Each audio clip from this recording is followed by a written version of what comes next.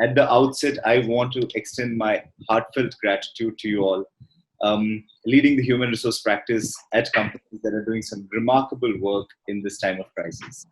I think life would have been very different without help from all of you. So thank you so much. Today we are joined by Ashwati Palakal, the head HR at Dunzo, Shashkumar, the managing director, Indeed India, C. George, HR head at Whitehead Junior, Krishna Raghavan, the chief people officer at Flipkart, Ankush Arora, vice president and head human resources at Grofers, S.V. Kiran, chief human resource officer at Apollo Hospitals, and Sanjay Sinha, the chief human resource officer at Fortis Healthcare. Thank you so much once again for joining. Today, So today, as the world sort of comes to a standstill, companies are entering a rather unknown mode of working.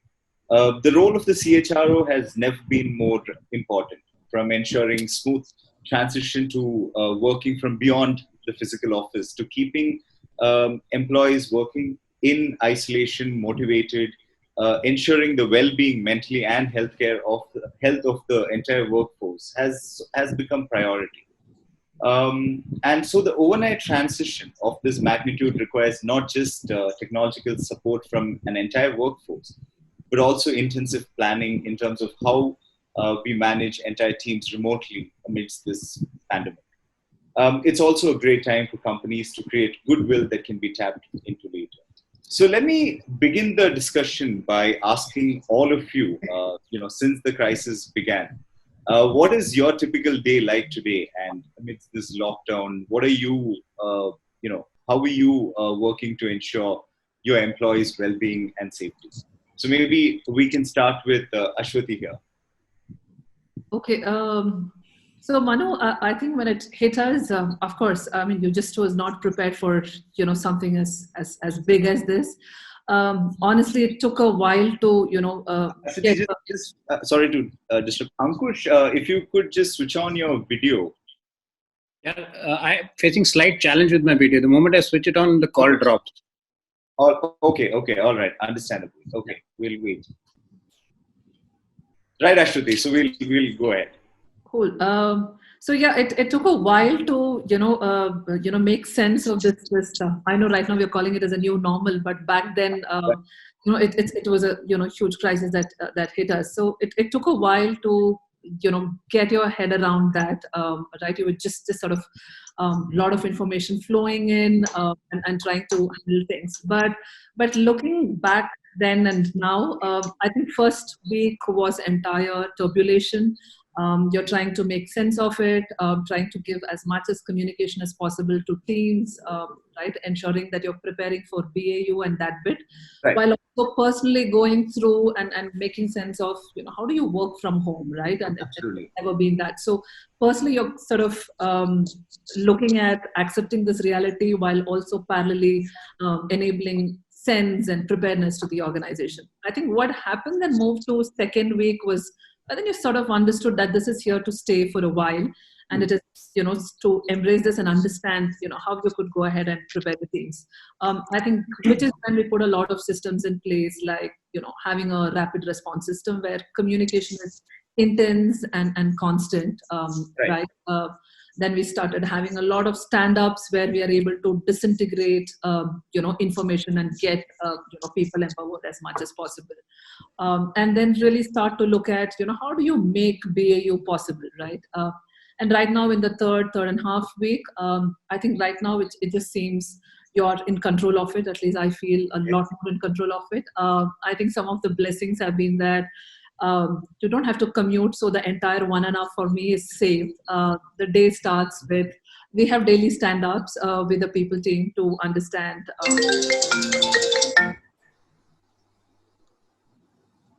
what are some of those things that's ongoing, right? So we sort of, through the daily stand-ups, we ensure a stronger mechanism of daily reporting, right? Challenges, people, right? Business related. So that happens.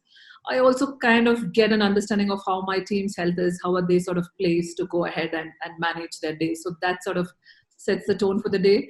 We also have every Monday leadership meetings that sort of bring in leaders to sort of set the agenda for the week, while also looking at each scenario and how that plays out. So in that sense, you're sort of well placed handling forward, and also, with your teams. Apart from that, there are coffee chats to regular connects with the team that takes place. So right now, the other thing that's sort of, in a way replaced is that you would have your coffee breaks and water cooler chats. I think that's kind of got replaced with getting your dishes done, your laundry getting done, right? Ensuring you're cooking meals, taking care of your kid. So I guess it's sort of replacing certain informal chats that what you have in the office with some of the work that you have to dabble between work and family front. Yeah, that's pretty much how the day sort of evolves. Right. So I'll just bring in the others. Mr. Raghavan, what are your thoughts? I think as Flipkart, Shruti, yeah, cool. So I think for us, I think at Flipkart, obviously we have our workforce spread across both the corporate office and our supply chain workforce. So one of the things I think similar to Dunzo maybe is that we also had plans in place to actually, we started knowing about the situation kind of beforehand. Okay. And we actually started preparing ourselves, and we put a very detailed BCP plan together right at the start, and that sort of helped us in the initial days to actually cope with the crisis, because we announced work from home prior to even the government announcing it, about a week or so prior, and we actually executed our BCP plan. So from that perspective, we were able to sort of ease into the crisis a little bit. Not to mention it was very difficult. Yeah, sorry, go ahead. Sorry, I was asking, how soon did you start? I mean, even before the lockdown, you had people working from home. But how much longer before did you have to start work on this? We started working on it possibly about 3 to 4 weeks prior. Okay. 4 weeks prior, and we actually executed a actual BCP with telling all employees to start working from home about a week prior. Okay. And talking about my day particularly, I think it's not very atypical. I think the one is the pressure of actually doing both, and with no help, actually the day starts pretty early in terms of me helping out at home and spending time with family and kids and things of that nature. A lot of the other things that I focus my energies on is actually ensuring the physical and mental well-being of our employees. And right. Given the fact that we've actually started to do some work on the ground to deliver essentials for the country, right. It became paramount for us to ensure the safety of our supply chain workforce. Right. And towards that, I can talk about it later, but a lot of initiatives aimed at ensuring their actual physical safety and putting a lot of SOPs around, right. In the eventuality that something does happen, how do we deal with it? I think that's been a large part of my focus on a daily basis. The other big part, interesting go ahead. Topic we can obviously we'll delve into slightly. Right. And quickly, I'll let the others go. I don't want to take up all the time here. But the other part of my job tends to be around obviously employee engagement, and a big part of it is we did have very, very flexible work from home policies in Flipkart for the longest of time. So employees have chosen to work from home at periods in time. So that's not new to us, but it's just the extended period of it is the newness of it. And towards that, we've had to actually, one of the biggest things I'm a believer in is at least over communicating during this time, ensuring that there's a very, very strong cascade of communication that comes about what the company is at, where is it headed, what are some of the challenges, and making sure we buckle down and emerge stronger from this. So a lot of our plans revolve around coming out of the crisis and how do we emerge stronger. So I'll stop there, but I think that's really a big part of my focus. Right. And we'll bring in Shashi. Shashi, what are your thoughts? So for Indeed, really, we've been in a way seeing this coming because we are a multi-country company, and we had to start working from home in bits and pieces in different parts of the world right from January. So we had certain offices, working from home for a couple of weeks, having half the staff come in early and other half come in another day. But as a whole, on the 3rd of March, we decided that 10,000 employees across the world are going to work from home. Okay. Obviously, it's been this is never seen before challenge. I think all of us have been figuring out how to deal with it. But logistically, we've been pretty well prepared because we had this, working from home from January onwards. For me personally, I think what's changed is that obviously the day starts really early, as Krishna said. A lot of household chores, which I've never done before, I've started doing. And then my day with my team also starts early because for me personally, I want to get out of the way and let them do what they do. But I also want to spend some time understanding what they're planning to do in the day, and more importantly, figuring out if all of them are well, all the team members are well. We are a young company. We have a lot of youngsters who are not from the cities where we have offices, who come from the hinterland working with us. A lot of them stay alone. So in addition to sheltering in place, it also takes a huge toll on people's mental health. Ensuring that they are doing well mentally is also something which I sort of try and find out. And what this is essentially meant from a workday change is that I would have had 3 team meetings a week. That's become 15 in a week now. So that's become a pretty big change. What's also changed is, in a lot of ways, I know my team members better than I used to. We have children walking into conference calls. We are able to see where people live, hear about some of the challenges, how they go about on a day-to-day basis. In a way, with this distance, there's also some sort of closeness where we've got to know each other a lot better. Right. Sini, there's been a lot of talk about mental health, the boundaries going away. What has been your experience these past, I think, 25 days or so? And generally, since this whole thing set in. So we had basically we have 2 different types of workforce, right? One is around 1,300 plus employees women working from home already. And we have the in-house staff who are around 400 plus staff who were working from the office, right? This is our staff structure, wherein so our day typically starts with management team meeting, and then it gets further cascaded to each team meeting at the department level. And then I think what we found a way out is we celebrate, we over communicate.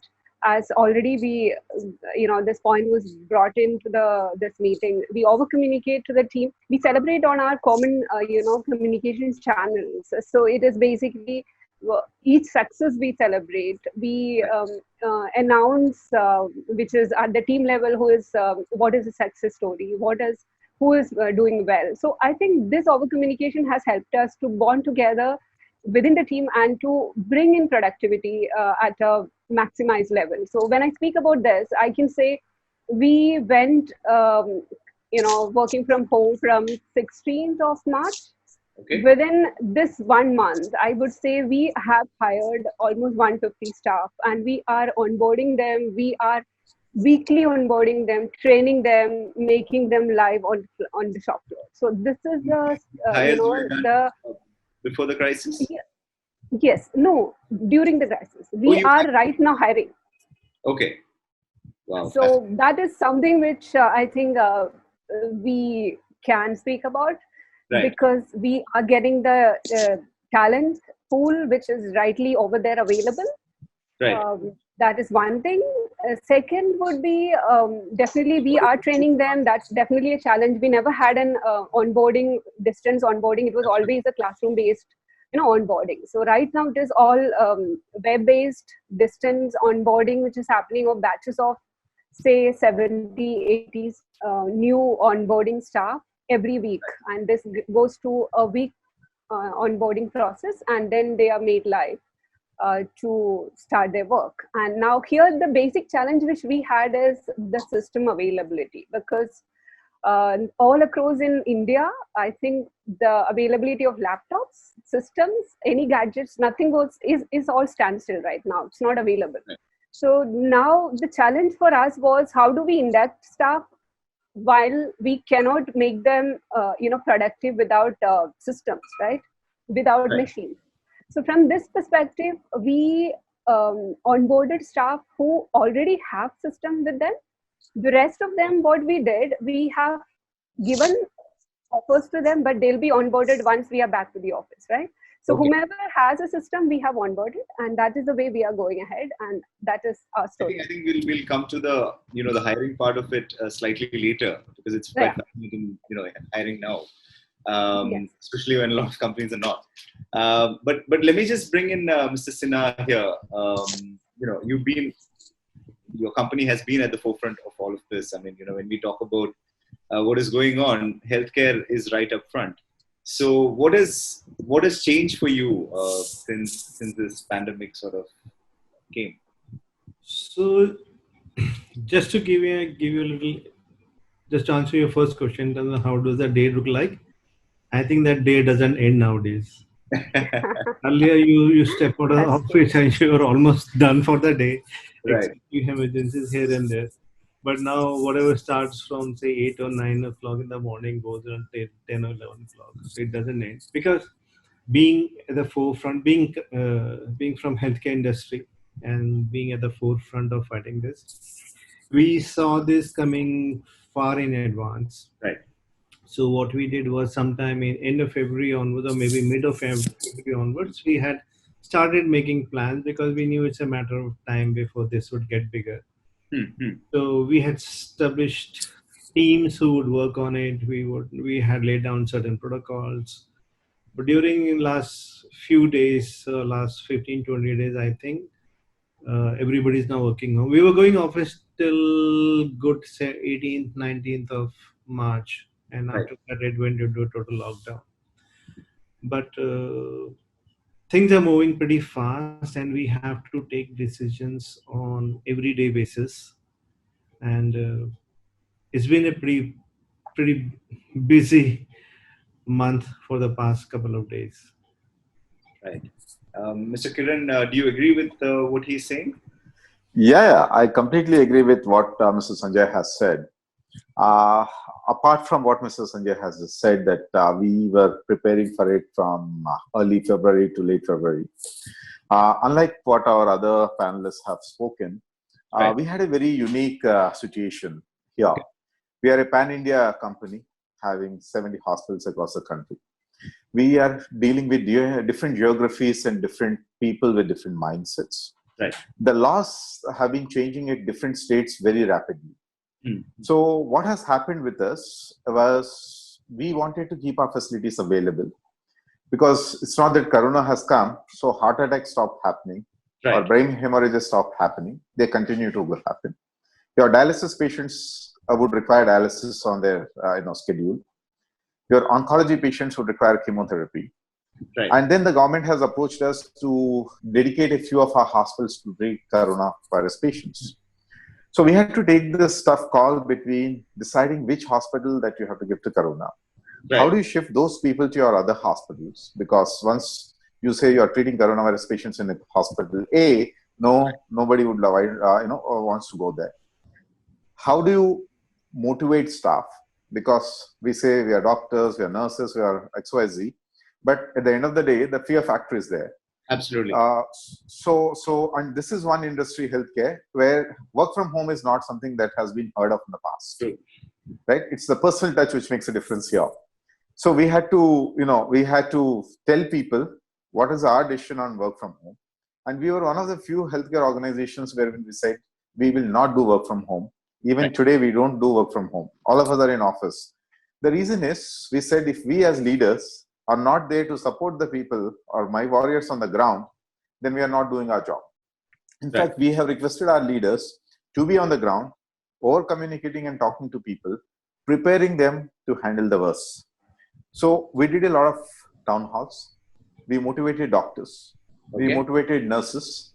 We motivated technicians. We procured enough PPEs, personal protective equipment. Right. We trained people as to how do you use it.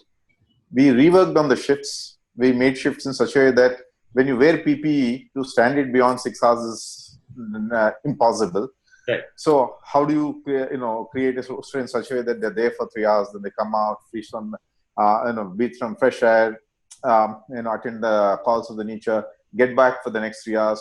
When they complete 48 days of taking care of COVID patients, how do you give them an isolation? We had worked on their transport, logistics, etc. How do they come and go? People who take care of COVID patients, we created a separate hostel space. We took care of them in terms of their food.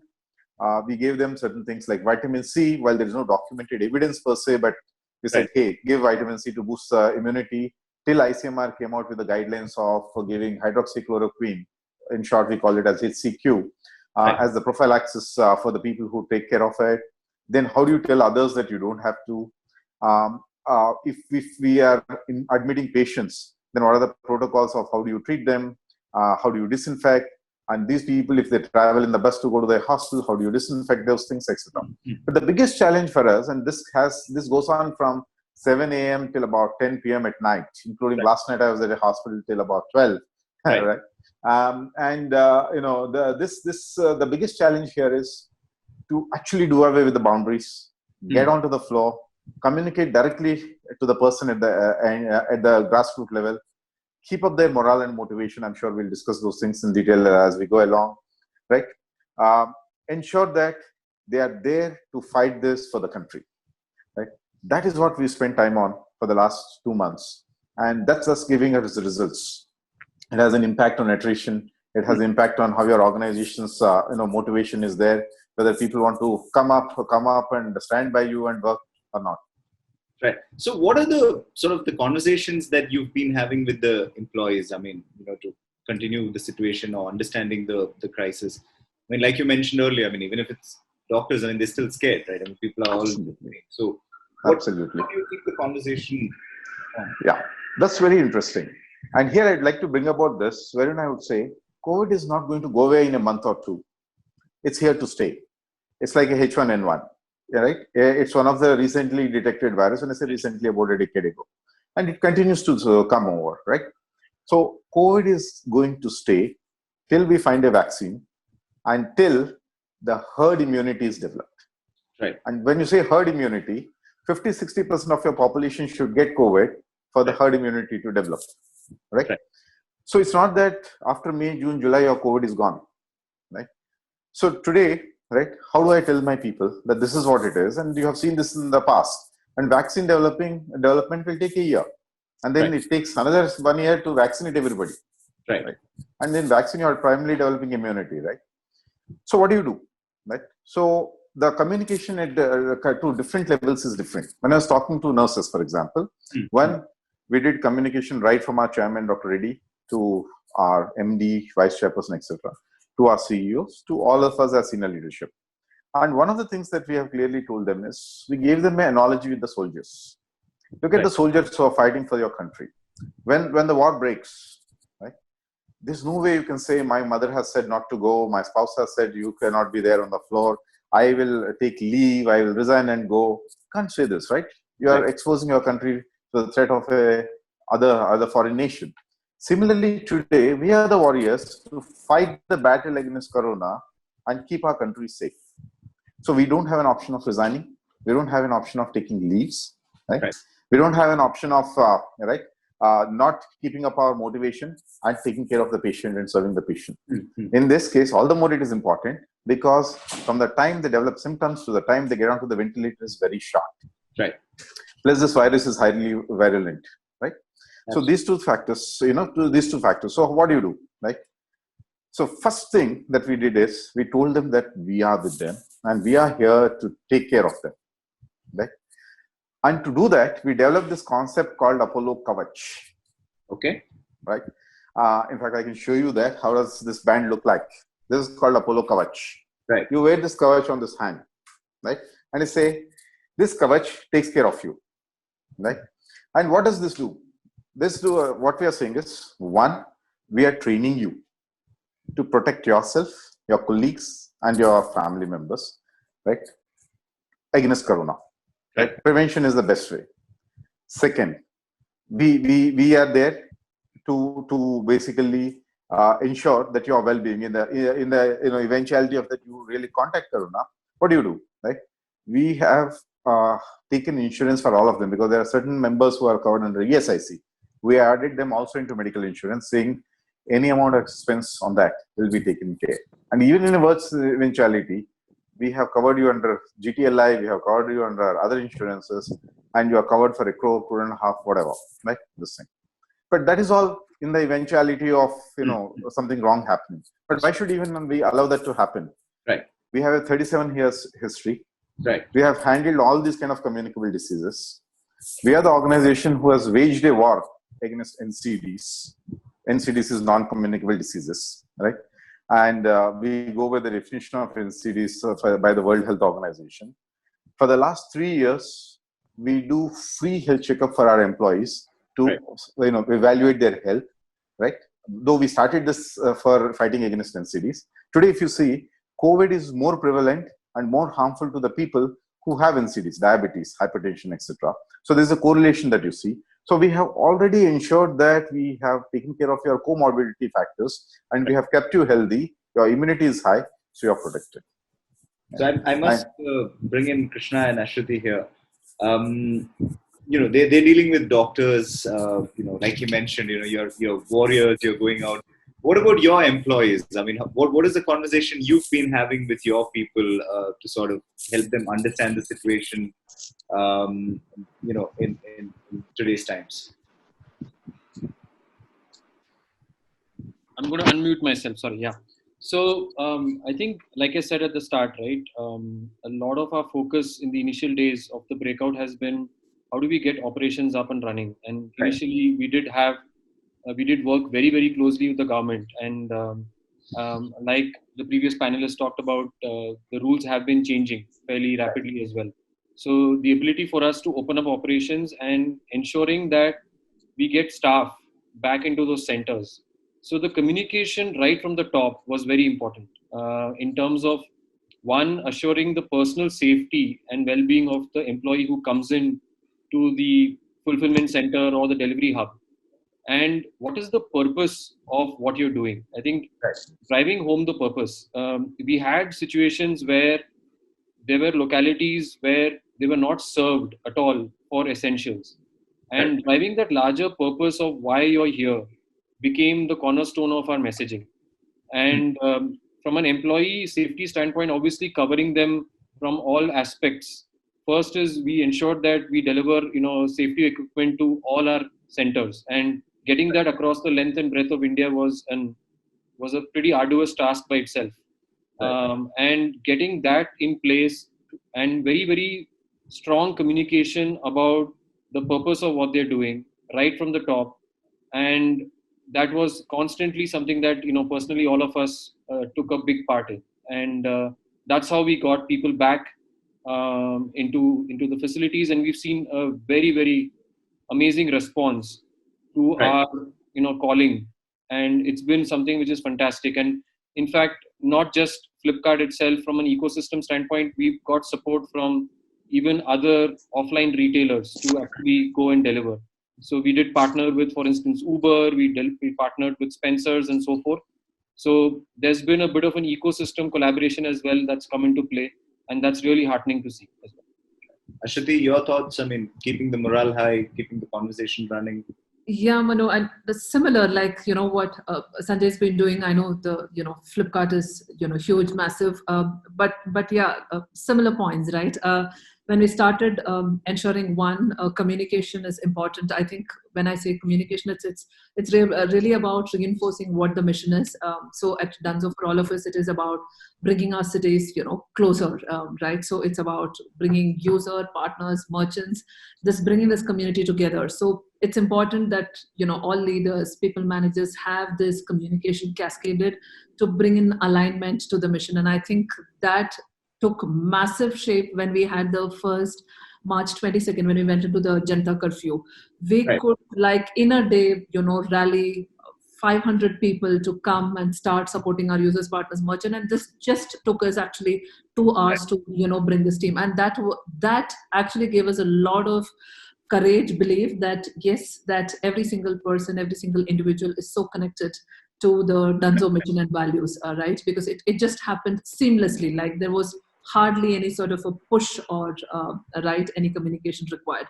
With that, the second bit also being that our workforce is very, very young. We have a very young millennial workforce. Most of them are staying in PG. So with the entire lockdown happening, some of the PGs shut and, they were asked to, right? So therefore, the teams had to work with them to ensure that they are, properly placed and accommodated. So that shift happened. The other being our entire community support operations, right, which entirely goes on calls, right?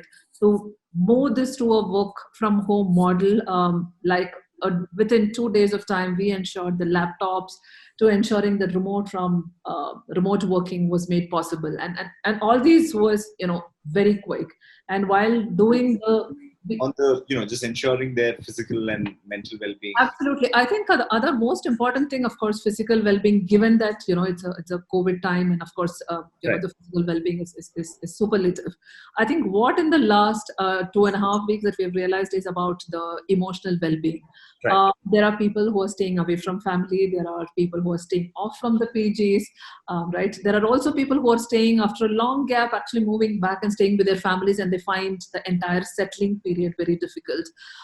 What we have brought is in a slew of measures where this aspect is taken care, and it is interesting how people have opened up to, so we have an employee assistance program that we've started, and how people have come forth to open up and really ask for support during that. And I think that really opened us to see why people need a lot more assistance in terms of handling, emotional wellness quotient. I think other interesting thing, what we brought about, while there is a lot of distance, we brought in something called as a, social hour, where we have every Fridays where we bring people together, and it has seen amazing participation in terms of people showcasing their talent. People could communicate, right? So this has actually fostered a lot more of team building, and suddenly we see that there are no boundaries. So really to ensure physical well-being, emotional wellness, which is very critical, and finally, of course, the entire social aspect as well. So through all these, the foundation is constantly communicate, at every single level, in terms of how tomorrow is going to look like, what is today's focus in, and also to give them a sense of job security, right? Because when you look at the market out there, the messagings are very mixed messages. So how do you keep ensuring that while they are at it, they are productive and there are healthy conversations happening? So, yeah. Right. Sanjay, Manu, if I can add to it, this is Ankush from Growfirst. So, while I've been hearing a lot of similarities in, all the essential services.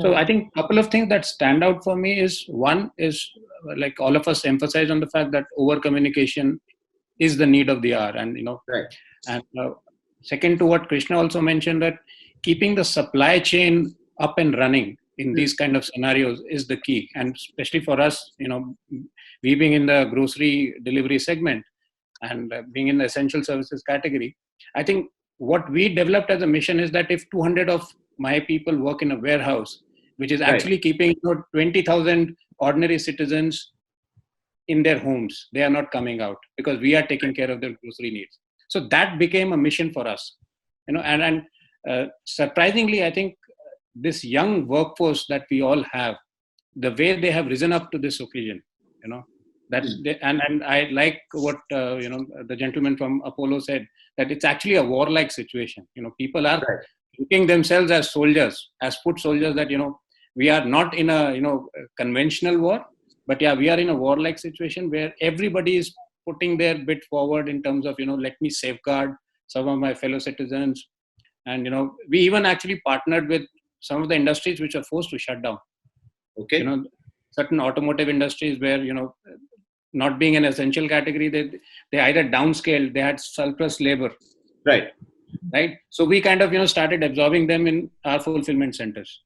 So it actually gave few employment opportunities as well, and also people understood that they have a way of livelihood. They are not sitting idle. They have work on their hands, and they are doing this for a larger cause, which is like supporting the government of India in terms of keeping people at home, social distancing, and so on and so forth. And last, one more thing, that reassuring our people in terms of their safety. Now, while we are all talking of work from home, and I'm sure Aswati and Krishna can agree with me, there is a significant chunk of our workforce which is actually out there in the field. Okay. Right? They can't afford to work from home. Now, how do I take care of their safety, their security? Right? How do I reassure them, their families, that if it is absolutely fine if they come to a fulfillment center? Right? We invested a lot of infrastructure in terms of taking care of the precautions, giving them PPEs, sanitizers, masks, ensuring that their handheld devices are sanitized regularly. They are not multiple users to a single handheld device. Their temperatures are being monitored. Anyone found with a slightly above normal temperature is sent back home immediately and put under self quarantine kind of thing. So all said and done, I think none of the organizations had a predetermined SOP written down for it. Okay. And I think Aswati also mentioned when it hit us, we kind of kept all the SOPs and procedures at one side and said, okay, let's work it out. I mean, like, first few days we were trying to figure out that how are we supposed to operate? How do I get passes? Working with various state governments, making them understand that what business we are in, why it is important that we need to work, right? If you have to support this Janta lockdown or Janta curfew. Was that more reactionary? I mean, was sort of playing to what was happening, reacting to it? It was a mix of both. I think what we started doing was that first week of March we started piloting our BCP. Right. We actually started sending some teams work from home. Like, for example, I have a huge team of customer relations who respond to customer queries. They're like on call, on chat, right? Now, I had to plan it out in such a way that they have to operate from home. It calls for a lot of planning. Right. So we started doing this like in bits and pieces, like 30% of the team is working from home. But so that when the massive lockdown came up, we were prepared for it. Right. We did a pilot that in a worst case scenario, if my CRM center goes down, where it is locked down, right, none of the employees is able to make it to the office, can I still answer, resolve customer queries? Right. So, a bit early from February end or March first week. So anticipated that's right. But having said that, apart from BCP, I think it was the over communication, the leadership team's involvement in this whole process of keeping the supply chain up and running. The messaging from the senior leaders visiting the warehouses, taking personal interest in ensuring that safety of employees are taken care of. Right. That helped us a lot. Right. I'll just bring in Shashi here. Shashi, I think Indeed had done a sort of a survey on how companies are dealing with the pandemic right now. Take us through what are some of the findings that you had, even from your own experience, about how companies are geared up for this. Yeah. So before that, I'll just address the earlier question. I mean, there are obviously two aspects to what's happening today. The first aspect, a lot of people spoke about, where you have a crisis where Apollo and Fortis and other companies in the healthcare sector are trying to ensure that people are safe, and also companies like Grofers and Flipkart are trying to ensure that the supply chains remain intact, people get food. But there's another massive aspect. Right. That is that people are losing jobs. Yeah. Families are losing income. Right. So for us at Indeed, what has been very important and what we've said is that the harder it becomes for people to find jobs, the harder we will work to help them find it. So that's primarily been the first area of focus. On a war footing, the first thing that we needed to do was to ensure, because we are an aggregator and we get jobs from different sources, the first thing we had to do was call up everybody and say, are you still hiring? If you're not, can we remove your jobs from the site? Okay. So that when people come on, and there is no false positive, in the sense that people are seeing a job which matches exactly what they're doing, applying, and then getting disappointed that they're getting no responses. So how do we ensure that when job seekers come looking for a job, they're only finding jobs that need to be hired, that sort of are open to being hired? Right. The second is trying to find out unique ways in which we can work with companies that are still looking to hire people, companies that are represented by a lot of people here. How do we ensure that we can help them productively in making those hires as fast as they need them to be hired? So these are some of the things that Indeed as a company has been doing to ensure that. What is the general sense or picture that you're getting here? Yeah, obviously, I think we are seeing significant hiring in the education sector. Right. That's something which has sort of got pronounced. Right. Also, while we are seeing reduced activity in most industries, but sectors which have been strong continue to hire, but in much lesser scale. Right. We've seen SMBs getting impacted significantly, but also we're seeing enterprises planning for the future. I think what is important for everybody to remember, both companies and job seekers, is that when this gets over, there's going to be a very sharp recovery. There's going to be a very sharp increase in hiring activity. So all of us need to be prepared for that. So that's broadly what we are seeing. We are putting out resources to help multiple levels. So because we were one of the first few companies across the world that decided to go work from home for all employees. So we've had a lot of learnings from why we slipped, where we did well, etc. We put that out our head of HR, Paul Wolf, has spoken a lot about it. We put a nice resource in place that can help companies deal with work from home. So we've put out resources for job seekers on what they need to do to ensure that they're able to find the jobs and how they're able to apply and finally get through. And also working with companies to ensure that they're using the right methods to get the message out there that they're hiring. And you will continue to see quite a lot of other innovation from Indeed around all of this. Right. So I'll just bring in Sanjay. Sanjay has to leave by 6, so I'll just bring him in quickly here. Sanjay, obviously, we're all going through unprecedented scenarios right now, and I want you to also tell us a little bit about how you're sort of managing the well-being, the emotional well-being of your employees. And then moving into, how will the current scenario change hierarchies in companies as we move forward? So just to take a step back and then address your question, I would say all my panelists have said communication and over-communication is the need of the hour, and that's what we have done. So we have not only done communication, even my chairman of the board has written to all the employees. My CEO has sent out a couple of communications. We have followed up these communications through emails, by a visit to each and every hospital by a senior leadership team. They have gone, met the people much before the lockdown even started, or even the Janta curfew we started talking about. But understand there is difference between the lead time possibly there's a difference in the lead time of other companies and us, because when we give an assurance, people expect things by tomorrow morning, because there is a patient waiting who could be impacted with corona. Right. So obviously various departments have to move hand in hand. So IT is strong in action in terms of making sure that all protocols, all safety things are built in when people start working from home, and if they start working from home. The supply chain played a very, very important role in terms of getting things like medicines, PPEs, masks, and getting the whole hospital ready to receive this. Because certain hospitals in our network have been identified for COVID patient, and we have created isolation wards. Right. Now, this being a totally new animal that has come based on past experience, the medical operations team also came up with standard practices in terms of what a protocol is going to be, what is the SOP going to be when you receive a patient. We also learned as we grew.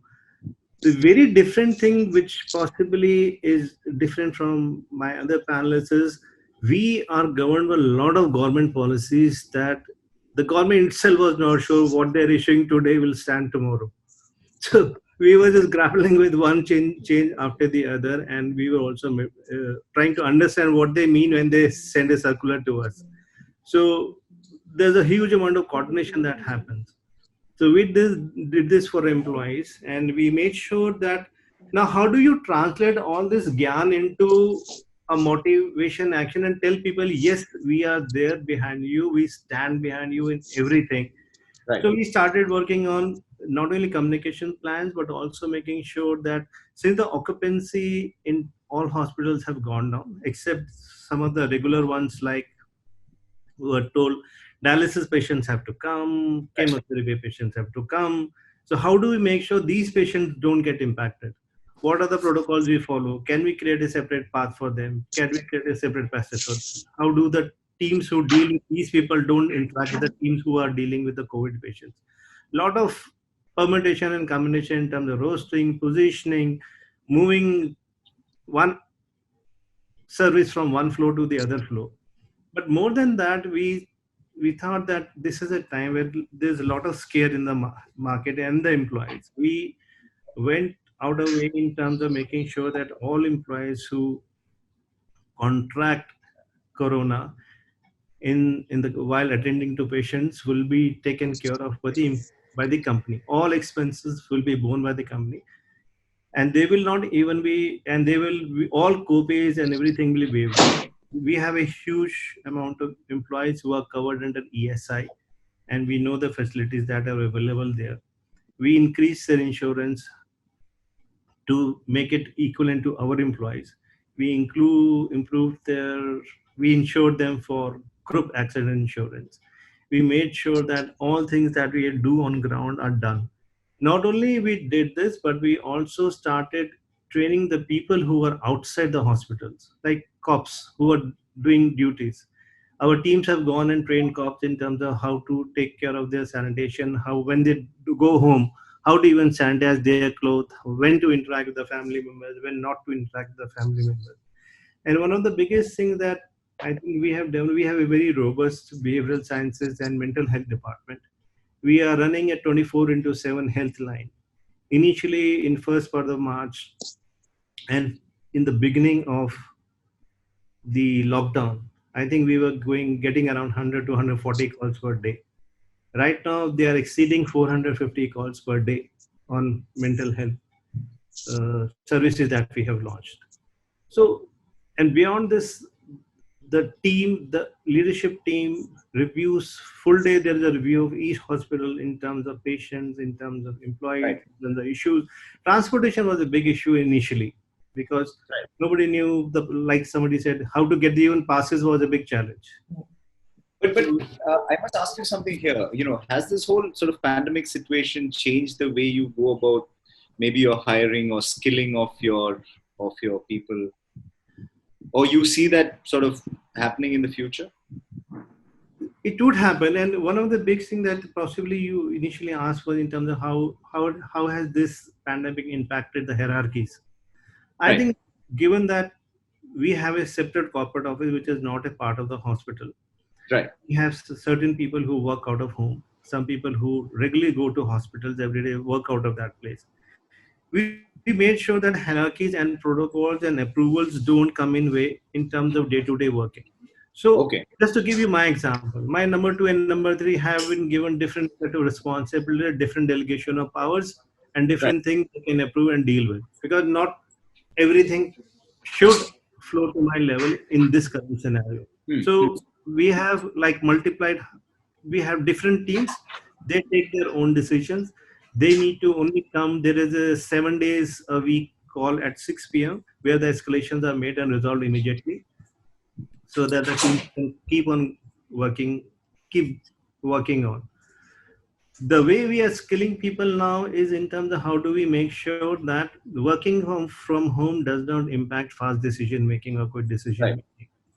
So, like I said, we have teams who work differently during the day, but they converge during evening time between normally 5 to 6. And then 6 to 7, the entire leadership gets together in terms of reviewing what has happened and what needs to be addressed a little differently.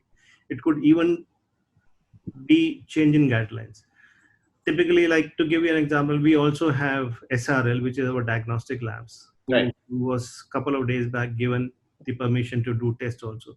There was a huge issue going on in terms of Supreme Court suddenly said the payments. This is going to be free. Right. Now, how do you handle that? So we are running court cases parallelly. We are fighting the war on the COVID front. We are reskilling and retraining because, like as my counterpart said, work from home hospital was unheard of. Right. Even in this place also. So we are just trying to get people understand new ways. what has happened, which is good, is people have like almost now mastered the art of working through MS Teams. Right. So which has really improved the productivity. Papers have been cleared. So that's how we are working around this whole new problem.